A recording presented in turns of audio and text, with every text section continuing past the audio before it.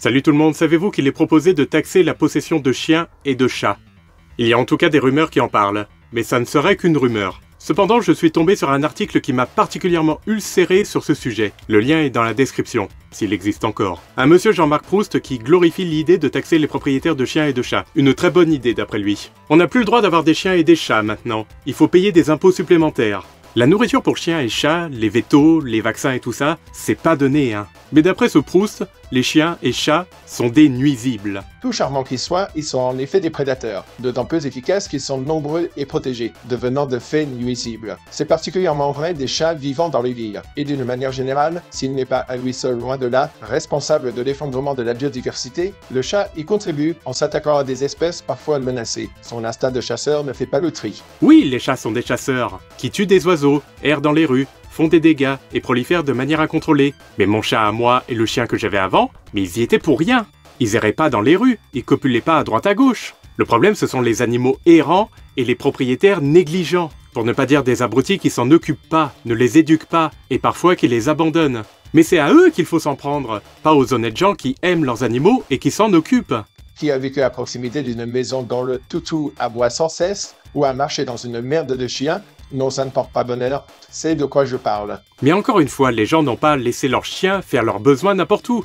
Ça, on est d'accord. Et oui, moi-même, j'ai eu dans mon voisinage des propriétaires de chiens qui aboyaient trop de manière intempestive et qui causaient des nuisances sonores. On s'est plaint à la mairie qui a mis les holà aux propriétaires et le problème a été résolu. Mais parce que les proprios s'en allaient en laissant leurs chiens dehors. Résultat, le chien aboyait et il n'y avait personne pour lui dire d'arrêter. Ce qu'il le faut, je répète, c'est pas sanctionner tous les propriétaires d'animaux.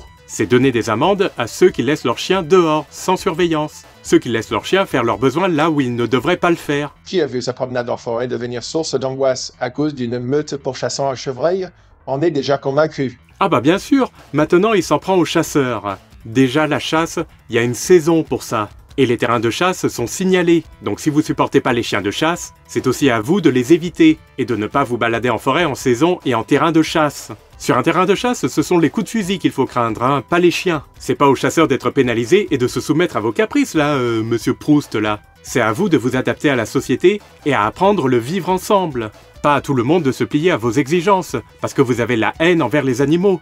Et faut-il poser la question aux victimes de morsures, qui sont de 250 000 par an? Oui, bien sûr, les maîtres sont responsables avant leurs animaux. Raison de plus qu'on est responsabilisé avec l'impôt. Mais les propriétaires d'animaux qui causent des dégâts matériels ou physiques, ils sont amendables. Ça, on est d'accord. Mais pas les propriétaires d'animaux qui les aiment, qui en prennent soin, qui les éduquent et qui n'y sont pour rien.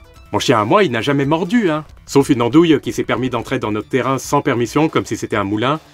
Mais lui, c'est bien fait pour lui. Pourquoi ce serait à moi et à d'autres personnes de mon entourage, qui aiment les animaux, qui en ont, qui s'en occupent et qui les éduquent, pourquoi ce serait à eux de payer des impôts supplémentaires pour compenser les dégâts de ceux qui causent problème? Non mais tant qu'on y est, on va augmenter les impôts des honnêtes gens pour compenser ceux qui font des fraudes fiscales? Bah oui, pourquoi pas? Bah oui, pourquoi poursuivre et faire payer les voleurs, les escrocs, les fraudeurs, quand on peut faire payer les gens honnêtes et innocents? Et pourquoi faire payer les propriétaires de chiens et de chats négligents qui font des dégâts quand on peut faire payer tous les propriétaires d'animaux? Ce mec, il veut qu'on paye tous pour les mauvais comportements de certains. Vous savez, c'est comme ces individus qui prétendent ne pas être racistes, mais qui veulent stigmatiser tous les musulmans et tous les rejeter à cause des islamistes.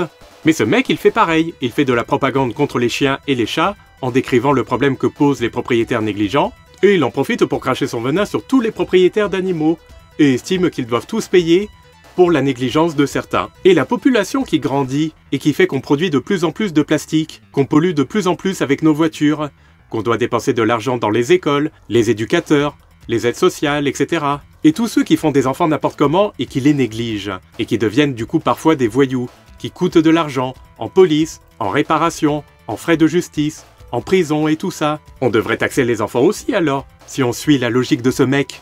Vous savez, on commence à prendre conscience que faire des enfants n'est pas si bénéfique que ça, ni à la société, ni à l'environnement. Mais le problème, comme pour les animaux, ce sont surtout les gens qui font des enfants égoïstement, sans se rendre compte de ce que ça implique, et qui du coup parfois les négligent, ne s'en occupent pas, ne savent pas les éduquer, et qui du coup les laissent faire connerie sur connerie. Donc c'est à nous tous de payer pour compenser les dégâts que font les petits voyous? Non, les parents devraient payer, et les enfants délinquants qui cassent et qui détruisent aussi.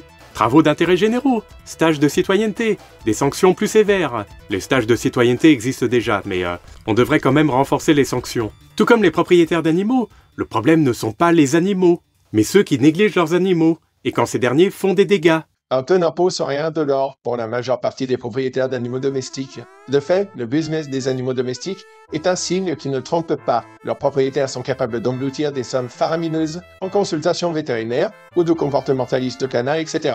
Mais qu'est-ce que c'est encore que ce préjugé à la con? Si j'ai renoncé à avoir un chien après sa mort, c'est parce que j'en avais pas les moyens. J'ai opté pour avoir un chat, et non, je ne suis pas riche, j'ai des difficultés à subvenir à ses besoins. Un animal est un budget non négligeable, qui peut même monter jusqu'à 2740 € lorsque les propriétaires recourent à des services professionnels de garde, 11 € de l'heure en moyenne, ou de toilettage, approximativement 40 €. Tout le monde n'a pas les moyens de payer des gardes d'animaux. Moi, mon chat, je le fais nourrir par des amis, ou alors je l'emmène avec moi. Et tout le monde ne fait pas toiletter ses chiens, et encore moins ses chats. Est-ce que vous pensez aux gens qui sont isolés? Vous savez, il y en a qui préfèrent les animaux aux humains, hein. Oups. Regarde-moi ça, quel loser. Merci, Sam. Super le lycée. J'en ai rien à faire. Dans 3 ans, je serai plus là. Je serai dans le Michigan, loin d'ici. Ils ont la meilleure école de vétérinaire du pays. Tu aimes les animaux? Ah, ils sont plus sympas que les humains. Et oui, ce monsieur Proust y a pensé. J'entends déjà les protestations. Ici, la mémé du Cantal qui n'a plus que son toutou pour lui tenir compagnie. Celle-là même pour laquelle il faut maintenir un bureau de poste ou l'agence EDF-GDF. Les mémés du Cantal? Mais monsieur Proust, mais pour qui est-ce que vous vous prenez? Vous croyez peut-être valoir mieux que les autres? C'est quoi ce terme méprisant, là? La nourriture représente la plus grosse part des dépenses, selon lui. Mais moi, je dépense même pas 10 € par mois en croquettes Whiskas pour mon chat. Et ceux qui n'ont pas beaucoup de moyens risquent d'ailleurs de les abandonner, leurs animaux. Si j'ai renoncé à avoir un chien et que j'ai pris un chat, c'est parce qu'un chat coûte beaucoup moins cher à entretenir qu'un chien. Et les chiens et chats, quand on s'en occupe, ils sont pas nuisibles du tout. Bien au contraire. Les brigades cynophiles, les chiens de montagne, les chiens d'avalanche, les chiens de berger, de chasse, de traîneau, et de garde et d'alerte aussi, et même les simples chiens de compagnie, qui encouragent les gens sédentaires à sortir, et qui nous aident donc à rester en bonne santé. Et les chats chassent les souris, et protègent les récoltes des agriculteurs. Vous allez taxer les chiens de berger et les chats d'agriculteurs aussi? Vous croyez qu'ils n'ont pas assez de difficultés comme ça? Les chats, pour ceux qui les aiment, sont de formidables antidépresseurs, et réduisent le stress et les maladies cardiaques. Mais non, cet abruti, il prend les chiens et chats errants pour justifier son mépris envers les mémés du Cantal et les propriétaires d'animaux. Il nie le contraire d'ailleurs en rajoutant à la fin, et avec suffisance, Et qu'on ne me dise pas que j'aime pas les animaux, car moi je ne les mange pas. mais ça prouve rien. Ça, c'est le sophisme qu'utilisent les homophobes ou les racistes quand ils disent « Mais je suis pas raciste, je donne du travail aux Noirs. Bon d'accord, je les sous-paye et je profite de leur misère, mais au moins, grâce à moi, ils peuvent manger un repas par jour. Mais je suis pas homophobe, il y a un homosexuel parmi mes amis. Il est d'accord avec moi, il pense que tous les homos sont des dépravés sexuels, et il a honte d'être homosexuel. Ben, il a bien raison, hein. » Et lui, il déteste pas les chiens et les chats. La preuve, il ne les mange pas. Oui.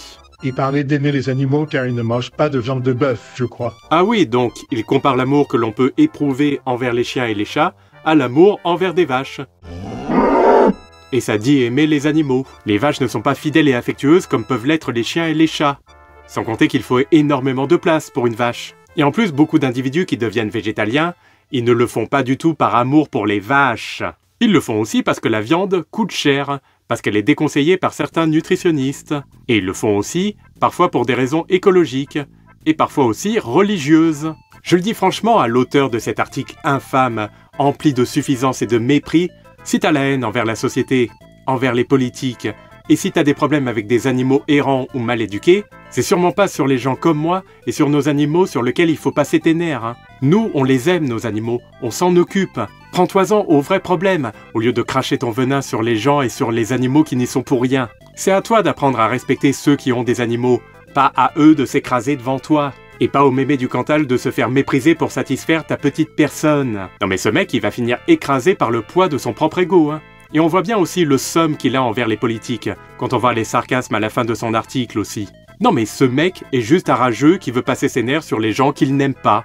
Bah non, le vivre ensemble, c'est pas aller taper sur les gens qu'on n'aime pas. Et de considérer que c'est légitime, en prétextant le mauvais comportement de certains, Ça, c'est minable. C'est pas en tapant sur les proprios d'animaux qu'on va être juste. C'est en pénalisant ceux qui volent, qui les maltraitent, qui les négligent, qui les trafiquent et qui les abandonnent. Ça, c'est être juste, respectueux et prôner le vivre ensemble. Merci d'avoir regardé cette vidéo, n'hésitez pas à liker et à donner votre avis, que vous soyez d'accord ou pas, du moment que vous restez respectueux, il n'y a pas de problème. Passez du bon temps et respectez-vous les uns les autres. Allez, à bientôt.